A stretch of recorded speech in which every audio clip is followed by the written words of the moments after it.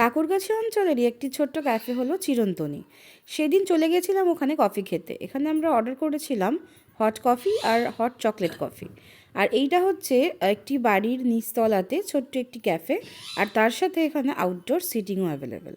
এখানে তারপরে অর্ডার করে নিয়েছিলাম ড্রাই চিলি চিকেন, যেখানে ছিল 6 পিস, আর এটার দাম নিয়েছিল ওই 200 টাকা মতো। খুবই ভালো কোয়ালিটির ছিল, মানে চিকেনের সাইজগুলোও খুব বড় আর কোয়ালিটিও খুব ভালো লেগেছে। বেশ ঝাল ঝাল মিষ্টি মিষ্টি একটা কম্বিনেশন ছিল।